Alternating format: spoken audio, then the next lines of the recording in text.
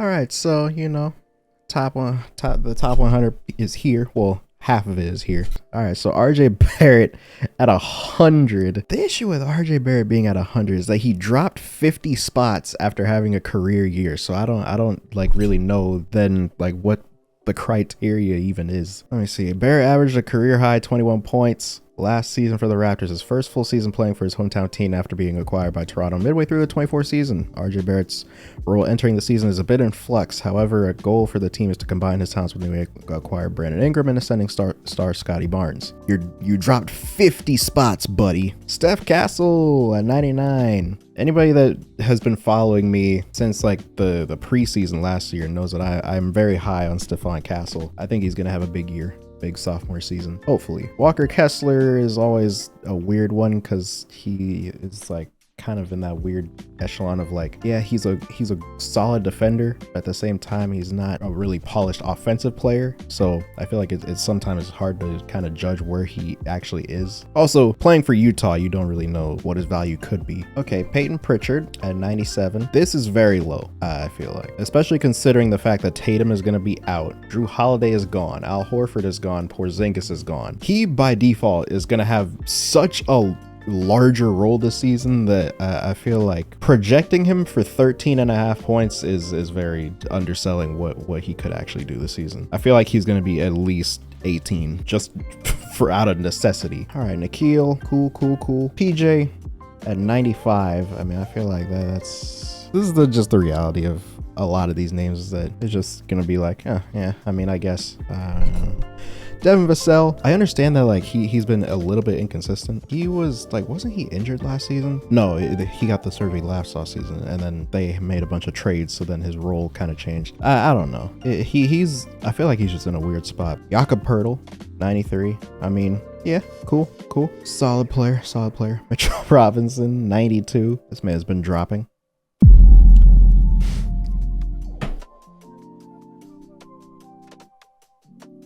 This is exactly how you know that half of this is rage bait. Because what do you mean Drew Holiday dropped 55 spots from last season? I think the issue was that they kind of overrated him after the title. Like, I feel like he should have been like around the 50s. He should still be like in that 50-60 kind of range. But what causes him to drop from like that to 91?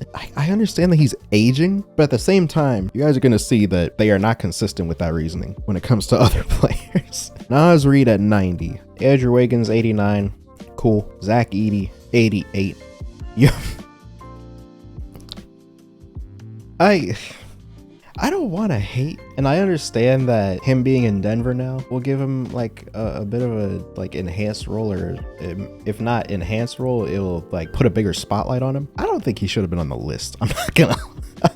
But yeah, Jonas Valanciunas. While it was initially unclear whether Valanciunas would stay in the NBA this summer after being acquired by the Nuggets from the Kings, the veteran big man will be tasked with lessening the load on Nikola Jokic, who has been leaned on heavily during the regular season. If Valanciunas can do that successfully, the Nuggets will be thrilled. Bradley Beal, man, what a drop this dude has had since 2021, but also deserved one. But I feel like the thing that made Bradley Beal so unattractive in the past few years was literally just the contract in comparison to the production that he was giving you. I feel like with him being on a way better deal, his value is gonna shoot way up just because you're not paying him $50 million anymore. Jaden Ivey, love the Jaden Ivey love. I think he's gonna have a big year. Some additions and subtractions. Obviously, Malik Beasley is no longer with the team. And then they picked up Duncan Robinson. Like, he didn't play a lot last season, so I feel like that's going to be another factor too. Tobias Harris right ahead of him. Same thing with him. I think the Pistons shooters need to be really on top of it this season.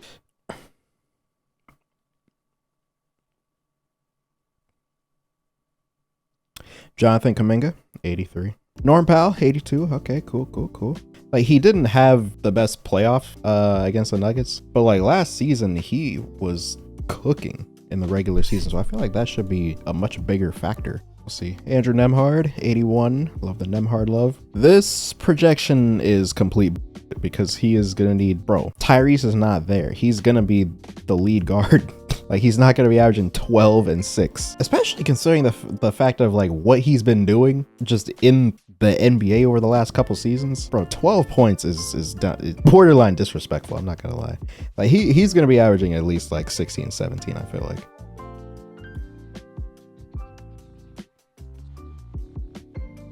Why did DeMar DeRozan drop 35 spots? I don't mind him dropping, but 35 spots to 80? Onyeka Okongwu. Okay. Love this selection also. Tumani Kamara. Love the Tumani love. The Blazers defense is actually going to be kind of ridiculous this year. You add Drew Holiday to that team. They already have Tumani, and I believe they still have Matisse Thybulle. Yeah, Drew Holiday, Tumani Kamara, and Matisse and Klingon. All right, BI. The only reason that I can see BI dropping this much is just because he wasn't healthy last season. Brandon Miller, they might be doing the same thing because he also missed most of the season, but same thing. He should be like in the 60s, I feel like.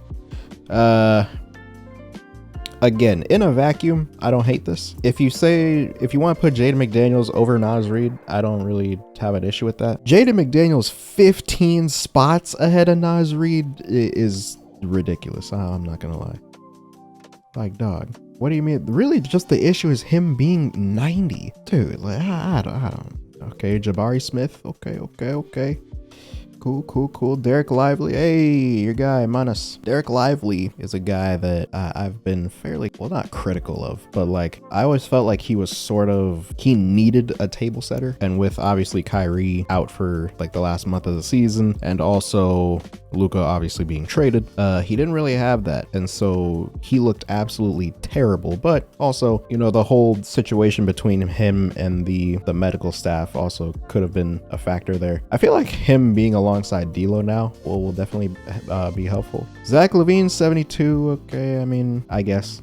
Kobe White 71. See, like, this is Kobe White also had like sort of a career year last year, so I don't really understand. They literally listed here last season he had a career high 20 points per game and made 216 threes, the most in Bulls history for a single season. You dropped 13 spots, buddy. Like, how are these dudes dropping double-digit spots after having career years? Like, I don't know what's going on. No. We're about to find out just how important playing alongside Nikola Jokic was to Porter Jr.'s career. You don't have to see him play in Brooklyn to figure out how important Nikola Jokic was. The 6'10" forward played a key role for the Nuggets as a floor spacer next to Jokic and was remarkably durable, Remarkably durable? Michael Porter Jr.? Remarkably durable? Playing through injuries like he did in the playoffs with a separated shoulder, but Porter always believed he was capable of more playmaking and shot creating. What? No. Michael Porter Jr. playmaking. Yeah, okay. If given the opportunity, and it looks like he's going to get that chance with the rebuilding Nets after being traded in the offseason. Ramona, you anger me. Josh! Okay. Not facts.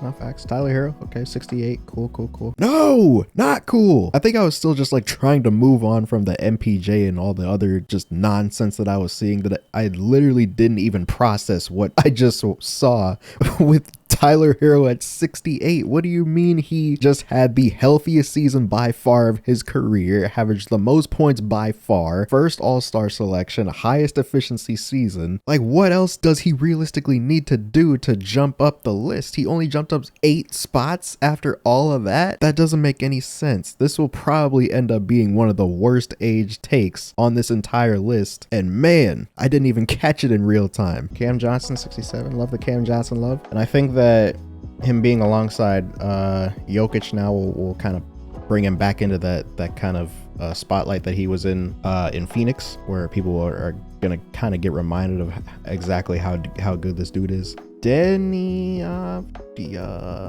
is too low. If we're going off of projections, this dude ended the season averaging like, yeah, right here. Avdia had career highs in points, rebounds, and assists last season. He also averaged 25 points, 10.5 rebounds, 5.5 assists on 51, 43, 82 splits in the final 16 games of the season. 17 points, 7 rebounds, 4 assists, 30, 12 and 10, 34, 16 and 6, 27, 15 and 5, 31, 16 and 8. Like, bro, this dude was cooking. Aaron Nesmith, okay. Over Denny Avdia,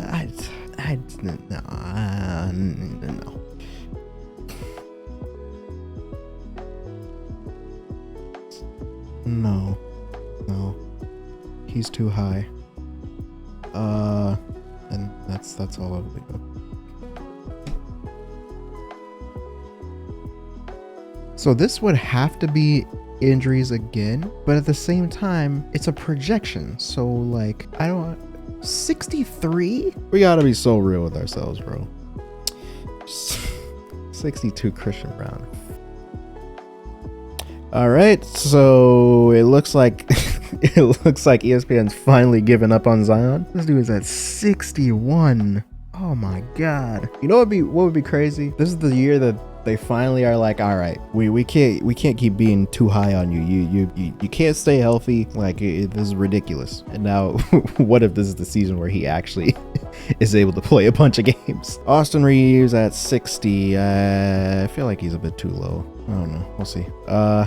Jalen Suggs at 59. See, this is the issue. Like I don't like Jalen Suggs at 59 is fine in a vacuum, but like him being ahead of Austin Reeves, I can't do that, with all due respect. All right, Trey Murphy, cool. Love it. Oh, this guy. Oh man, Mr. 20% on wide open threes in the finals. Oh man, I don't even know how does he jump up 24 spots when last season wasn't even like vastly different from what he did over every other season of his career. Like, I don't think him being in Milwaukee is really gonna do much in terms of his overall production. Like, I don't even know. It might even be a little bit worse because Tyrese is one of the best table setters in the NBA. He got a lot of open looks off of Tyrese pick and rolls. What, now it's going to be Giannis or KPJ? I don't know.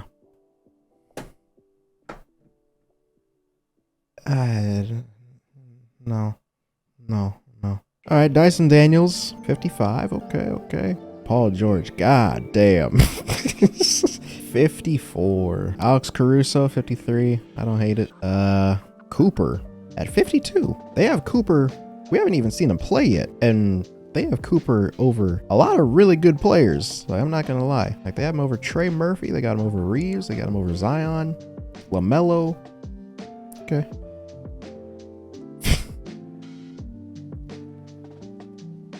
All right. Draymond Green almost cracking the top 50, and he's over a lot of people. If the age was a factor earlier, why is it not a factor with Draymond? How does he jump up 15 spots going into his age 36 season? Like, that doesn't really make much sense to me. I don't have a lot of confidence in the rest of this list. I'm not gonna. I actually feel like I've been doing a pretty good job of like not like getting spoiled. Okay, so we're starting out the top 50 with Mr. I refuse to shoot the ball unless the person guarding me is 6'4". Okay, I see.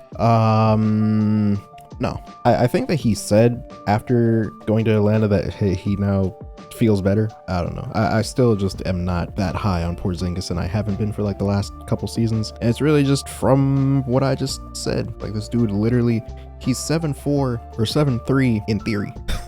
Because he doesn't play like he's 7'3". It's so weird. Rudy Gobert, okay, they kind of tailed off on him. They dropped him for 15 spots. I felt like 34 last season was a little high, but also considering the season that he had, it kind of made sense. Last season, I feel like he didn't really fall off too drastically defensively, but it wasn't to the level of what he was in 24, where he was, you know, like had a very strong case for DPOY. So I can understand dropping him. Mikal Bridges, 48. He dropped 2.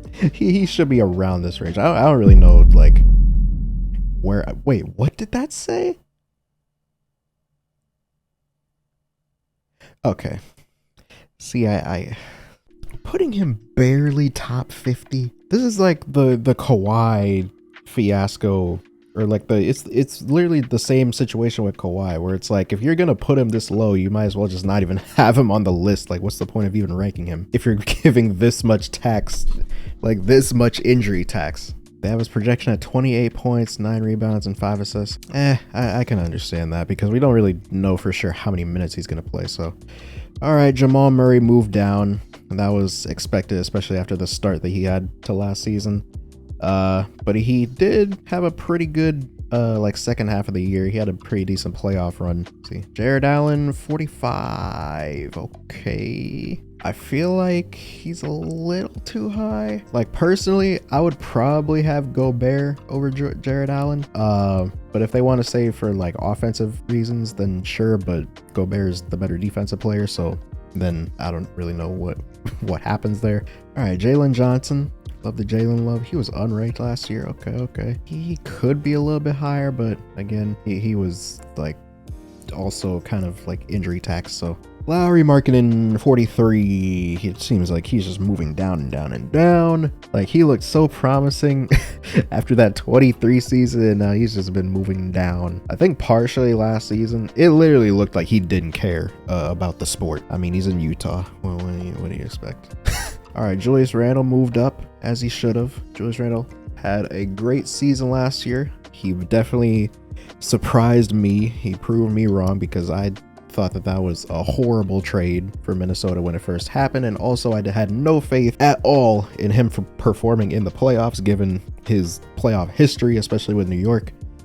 But yeah, he was absolutely cooking in the playoffs, especially in the first 2 rounds, mainly because the Lakers didn't really have anybody for him, and the Warriors also, like, we only had Draymond, who is obviously great defensively, but after that we didn't really have anybody. So I mean, he was really just free to kind of do whatever he wanted after, like, if he didn't have Draymond Green on him. So good bounce back run from him, I feel like, because I do feel like he had a lot of pressure going to that playoffs, and he definitely responded. So 41 OG Anunoby. Okay. I will say, yeah, it sort of makes sense because he had a good season last year. 37% from 3 on 6 attempts, one of his highest volume 3-point shooting seasons. Also, this was his highest scoring season of his career. Aaron Gordon, okay. Where was Jamal Murray? 46. Yeah, 46. I feel like they should be a little bit closer, but I don't hate it. He obviously had the moments like the game-winning dunk in the playoffs. Okay, Desmond Bane at 39. That is, yeah, I can kind of see it, especially with I think he might have an increased role. Actually, I wouldn't say increased role. It's just I think his role is gonna mean more in Orlando because of their like drastic lack of shooting, or lack of consistent shooting anyway. This makes sense. I think they're going to be relying on him a lot. Darius Garland at 38. God, he was at 57 last. Actually, yeah, because 2024 that season was crazy. And then he really bounced back, especially at the start of last season. That's really why they were able to put together that crazy start and crazy season all together. So yeah, makes sense. Amen Thompson, 37. Okay. Second year Amen Thompson. I feel like, and also with Fred VanVleet also being out, I feel like this is gonna be even more true. I don't know if they like did the voting. Actually, yeah, they had to have done the voting before Fred VanVleet got injured. So, because he definitely is going to have a bigger role offensively now with VanVleet being out, because that's more scoring that they're just not going to have. He's probably going to be handling the ball a lot more than he would have been. Ivica Zubac, 36. De'Aaron Fox, yeah, I kind of like where he is, especially considering the fact that they didn't even have him on the list last season. I understand that he did have like a very big jump in terms of what he did from 24 to 25, but not having him on the list at all was kind of crazy. That man was on a mission last season. All right, De'Aaron Fox, 35. This is probably more maybe injury tax, but I don't know. I don't think it should be because he didn't really miss too many games last season. I don't know. I feel like he should be just around this range. All right, Sabonis. It's either I'm not gonna lie, with Sabonis, it's either you love him or you hate him. Like, you're not gonna convince anybody otherwise. Personally, I don't really have an issue with Sabonis. I just think that he gets sort of overrated in terms of just looking at his numbers. Ja Morant, 33. Okay, they've also sort of given up on Ja Morant in the same way that they sort of gave up, well, not sort of, they definitely gave up on Zion. It's just you don't know how many games he's gonna play. Like that's the biggest issue with Ja Morant. But also the jump shot is still sort of inconsistent. You don't really know what you're getting from him in that aspect, but obviously still a huge force going downhill. 23 points last season, 45%. They have him averaging 27 this season. Okay, I mean, I guess, yeah, maybe with the void being left by Desmond Bane and the lack of his scoring. Franz, okay, they stopped sleeping on him because this ranking was crazy. Like, one of the biggest debates in the NBA last season, or NBA community last offseason, was who is better between Paolo or Franz, and these idiots had them like 30 spots apart. I do still feel like Paolo is better, but Franz definitely, he deserves to be somewhere in this range, and maybe even a little bit higher. All right, Jaren, Mr. 6'11", but I can't rebound, man. What do I know? Scotty. Wait, so how did, I get that this is like projection and not like ranking like solely on past seasons, but like, how did he move up? They literally say he couldn't maintain career high 34% 3-point shooting, slipping to 28%. So if he like became a worse shooter last season, or he like had a down year, then how did he move up 5 spots? I don't get how that happened. But Scotty Barnes, fantastic player, would get way more love. I feel like if he had more screen time, for lack of a better word. It's just that he's on the Raptors. So Trae Young 29. So if Trae Young's 29, that must mean that Pat Bev is 28. The season is going to be a big test for Trae Young, I feel like, because the thing that was the problem with him over like the last few seasons was, oh, he just doesn't have the team. He just doesn't have the team. Well, now he has the team. So let's see what you do. You have the team, and the East is wide open. There's really only Cleveland and New York, and that's really like the top teams. You got something to prove this season, I'm not gonna lie. Tyrese Maxey. I can't really comment too much on this because I didn't really watch the Sixers that much last season, just because everybody was out, losing Joel Embiid and Paul George for the vast majority of the season, when you were really supposed to be like the number 2 or number 3 option, and now becoming the number 1. That's definitely gonna take a hit. Yeah, he should not be over Trae Young, and maybe not over Scotty. I'm not gonna lie. Cat at 27. I thought, never mind. He's doing this with the jersey. I thought he was literally just like this.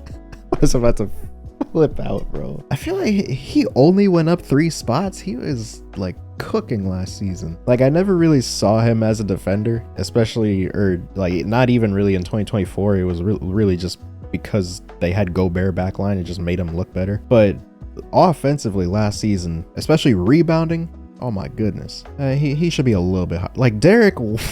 Okay.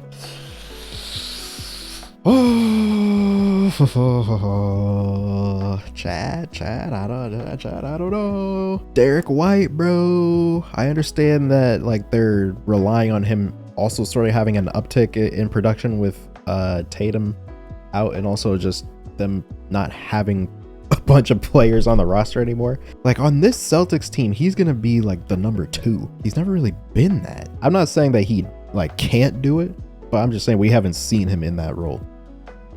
Oh, okay. Şengün. I think that they are like taking Eurobasket into consideration with Şengün, and maybe also with a couple other players on the list. I don't know. His job is definitely going to be easier. More spacing and KD on the floor. I think he's more in like the high 20s, but I mean, it's not really that big of a deal. Chet Holmgren. I feel like this is, you know, I don't hate this, because I feel like we were starting to see what Chet could actually do at the start of last season before the hip injury, because after the hip injury, he definitely looked different in terms of like mobility and what he was actually doing. He wasn't really handling the ball as much, and he just wasn't moving as well. But now with a full off season, and also just, I think, more confidence, the only issue was that again, lack of a consistent jump shot, especially in the playoffs. But James Harden jumped up a bunch of spots. They were low on James Harden. I feel like a lot of people were low, but not that low. Yeah, that was a mistake. This dude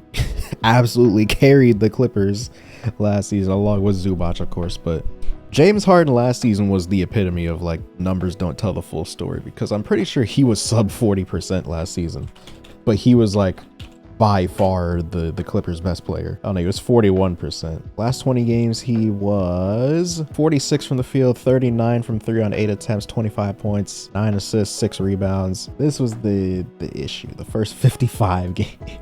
Because he shot 39 from the field, but he was still giving you 22 points, 8.5 assists, 1.5 steals, completely dictating the flow of the offense. Him moving up, I like that because he definitely deserved that. Pascal at 22, okay. It's also one of those things that's gonna manifest because he's now the one. Tyrese being out and also Miles Turner being gone, so he's really, who is gonna be the Pacers starting center next year? Is it gonna be Pascal? It would like be, because they still have Isaiah Jackson, they still have James Wiseman, who's really not, he's not guaranteed a spot yet. So yeah, it really is Tony Bradley, Jay Huff, Isaiah Jackson is really their like their center rotation right now. That is crazy. All right, Bam. I feel like a lot of people sort of forgot about Bam last season, or at least the first part of last season, because his offense was terrible, but his defense was still very much there.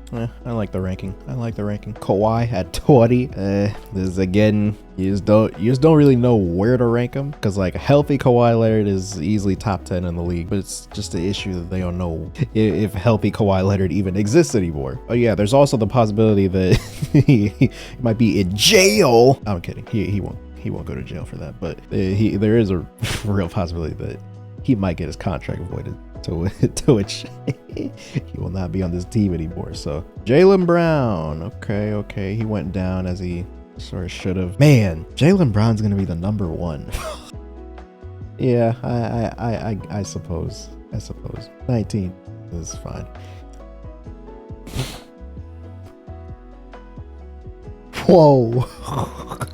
This is them putting a lot of stock into those last 30 games of the regular season, because holy shit, bro, Jimmy Butler's not better than Jaylen Brown, man. I'm sorry, Jimmy Butler's not better than Jaylen Brown. He's not better than Kawhi. Oh my goodness, Jimmy Butler at 18, especially if we're considering like taking regular season into account. This dude doesn't score in the regular season, and we all know this. Let's be serious here. Okay, here's Paolo. He's still a lot of spots ahead of Franz though. And I don't feel like there should be this big of a gap still. I feel like his only issue is that he still doesn't really have a consistently reliable jump shot. He has the midi that he hits occasionally. He has his threes that he hits occasionally, but it's just not as consistent as you would like from him. That could change the season, but that's always been sort of my biggest issue with him. Yeah, effort on defense too, because he has the tools to be a really good defender. He's 6'10" with long arms. He's 250. Like, he has everything he needs to be a great defender. He just doesn't really try. I actually said that before about him in my video about him like 2 seasons ago, and that pisses me off too, because like he should be a way better defender than what he is. He just doesn't care enough. Devin Booker 16. Kevin Durant and Bradley Beal are both gone. Bradley Beal is a Clipper, and Kevin Durant is of course a Houston Rocket. He is now playing with Jalen Green. I think that he is gonna hate his life this season, but I do expect him to have sort of a better season. Donovan Mitchell, god damn, these two are inseparable, aren't they? D Mitch or D Book. This is a little bit low, but I understand, because Donovan Mitchell's regular season last year was a little underwhelming. Like he should not have made first team All NBA. I'm sorry. Whoa, wow. Okay. Wait, chat. Do you know the name that we have not seen yet? I have not seen a name yet. And actually, I haven't seen a couple names yet. And they are above AD. We have not seen Evan Mobley. And we have not seen Jalen Williams or Brunson. He's probably going to be top 10. I think he deserves to be top 10. But bro, we have not seen J-Dub. We have not seen Evan Mobley. Oh my god, they have Evan Mobley over Anthony Davis. I can understand like the recency bias for Evan Mobley, but bro, AD is just a better player. Like I'd come on, bro. Like he might even be a better defender. Well, but that's another conversation for another day. AD is definitely better as a player than Evan Mobley, because like it can't be the availability.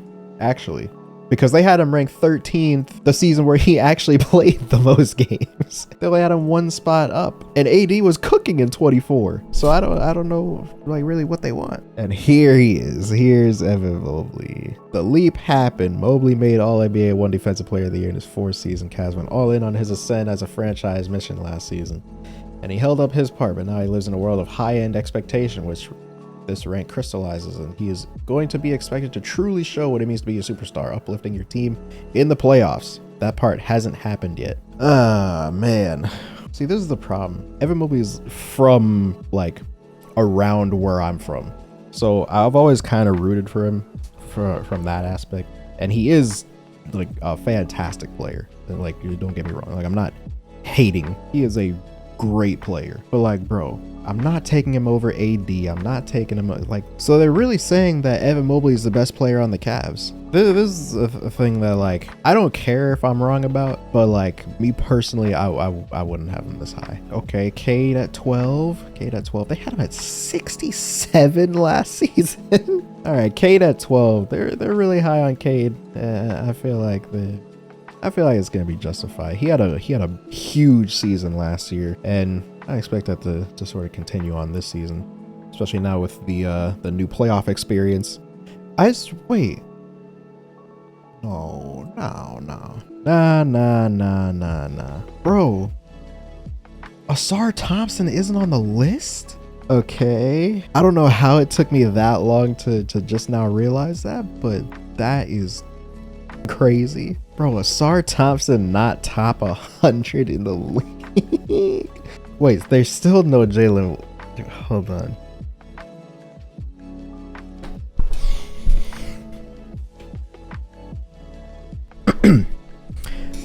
Anybody that's been watching this channel knows that I'm very high on J-Dub. I think he's a fantastic player. One of the best wing defenders in the league. Really took a step up in 24 offensively. Bro, J-Dub 11th in the league, bro, especially considering the fact of like how inconsistent he was in the playoffs. He definitely had his highs in the playoffs, and especially in the finals. Like, this dude was alternating tour dates after the first round. 5 for 20, 6 for 11, 11 for 21, 2 for 13, 5 for 14, 3 for 16, 10 for 17. Like, bro, he shot 45% from the field in the playoffs and 43% in the finals. It was really just that one game, game 4 or game 5, where he really like was like up here.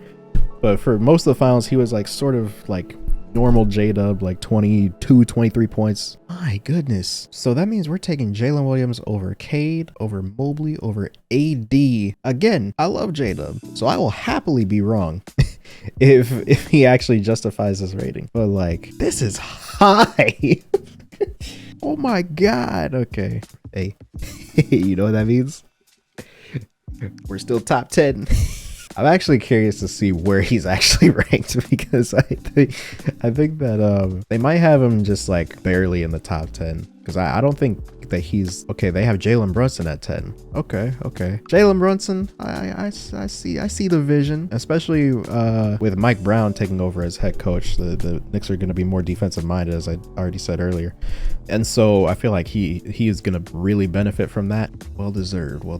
KD at 9. Okay, he did have the that crazy start at the start of last season where the Suns were like one of the top teams in the West. There was that, and then they just completely fell off when he got injured. Also, I don't know how many people actually realize this. Kevin Durant is like, he's literally in striking distance of Jordan right now in terms of all-time scoring if he plays enough games next season. He's 1,700 points behind Jordan. Like, that's not a lot. And how many points did he score last year? Scored 1,600 points last year, and he missed 20 games. So like, if he plays enough games, he's passing Jordan next season. Oh my god. Chat, hold on.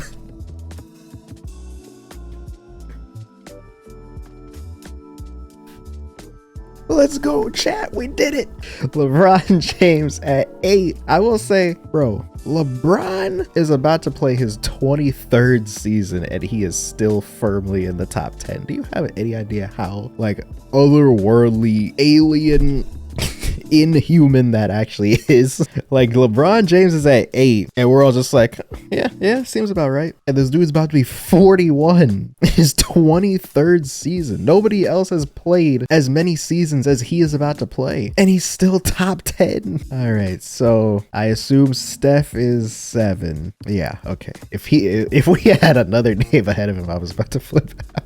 All right, so Stephen Curry as the 7th best player in the league. This is a little high, but am I gonna say anything? Hell no. He will bend coverages and be the center of every defensive game plan when he's on the floor this season. The Warriors' success also remains tied to him. When he was on the floor last year, they outscored opponents by a team best 299 points. When he was off the floor, they were outscored by a team high 28 points. With him, they eliminated the 52 win Rockets in the first round and took a 1-0 lead on the Timberwolves. After he injured his hamstring in game 1, the Warriors lost 4 consecutive games and were eliminated. I don't think that the hamstring injury is really going to be much of a factor because he had a lot of time to sit out, and also it wasn't like a bad hamstring injury. He was like preparing to come back within the same series if it went long enough. That's not too much of a concern for me. The only concern I would have is like just general aging and like how he actually is moving, because I feel like last season was like the first year where I felt like it was like really noticeable that he had kind of like slowed down a little bit, not like a crazy amount, but if you watched him compared to like 2021 or 2022, like he definitely slowed down like in comparison. If you go back and watch that Steph compared to this Steph, it's a noticeable difference, but it's not like enough to like be like alarming. We'll see. Okay, Ant number 6.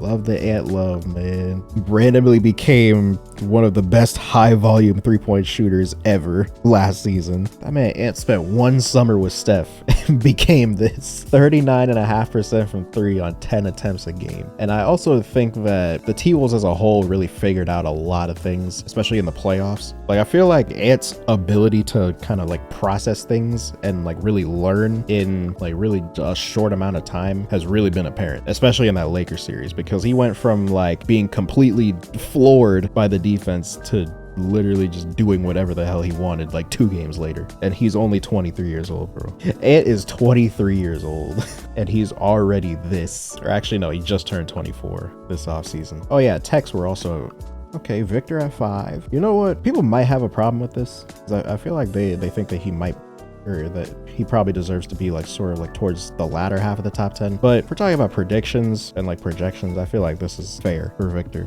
because really like the only issue last season was that he had a random health event out of nowhere that nobody anticipated. And so now with him coming back from the blood clot, really gonna be reminding people, because like, bro, this dude was running away with DPOY.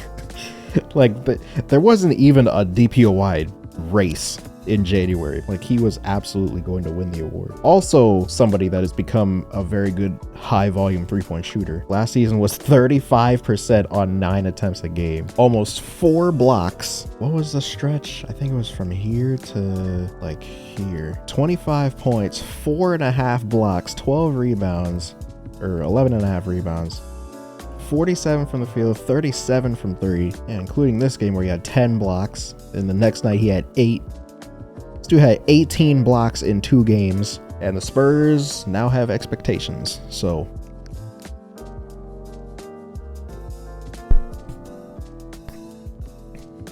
Giannis Antetokounmpo at 4. All right, so the top 3 is Jokic, SGA, and Luka. Okay, I see. I would have Giannis over Luka. I might have him over Shea. I don't know. Shea in that playoffs looked kind of human at times. The issue, see, this is the issue with these types of lists, is that it's sort of like it goes up exponentially in terms of like the actual importance of each position, or like the actual like gap per se between each position. Like, so where you get to like the 60s, the 50s, the 40s, then like when you get to the top 10, goes very, very fast. Giannis being under Luka, I don't like that. They're high on Luka in terms of like, you know, and this is going to be his first full season in LA, which I still can't believe that I'm saying that, but this is going to be his first full season in LA. So I feel like he's going to be like sort of formally given the keys depending on, you know, what LeBron does. But man, Shea obviously coming off a title run off of an MVP, finals MVP, and also, you know, yeah, he won the scoring title last year. He averaged 32 points. I mean, this is a given. Like, come on. I don't think, like, I feel like we were, like, so focused on what SGA was doing last season. Bro, this dude, Jokic, the season that he had last year was ridiculous. This dude not only was 0.4 points off of a 30-point triple-double, he shot 58 from the field, 42% from three on the highest attempts of his career. And that's really just because the last half of the season brought his average down, because he started the season shooting like 50%. Obviously in the playoffs, he was a little bit inconsistent, but also that's just, bro, he's playing the OKC Thunder. He's playing the greatest modern defense. And so, you know, I'd like to give him a little bit of a pass in some of these games, but I will say some of these games did look crazy. Like, bro, what do you mean he had 44 and 15 in game 5 and they lost? Oh yeah, this was the game where literally nobody else scored in the fourth quarter except for him until like the 2-minute mark. I don't hate that, but man, Giannis, whoa. This is a terrible take. Victor Wembanyama is awesome, but top 10 is too high for him at this moment. I'm not saying he won't get there, even by the end of this upcoming season, but he simply doesn't have the credentials or pressure performances of the other top 10 players in the league. I sort of get where he's coming from, but like, bro, did we not see what Wemby was doing last season? People were literally hating on me because I called him debatably top 10, because he was like that firmly in the top 10 in the middle of the season. Say 2, oh yeah, Herb Jones wasn't in the top. Oh goodness. Whoa. Yeah, I'm not, bro. Josh Giddey didn't make it either. Okay, so there was no Josh Giddey, no Asar Thompson, no Herb Jones. Oh my goodness. Man.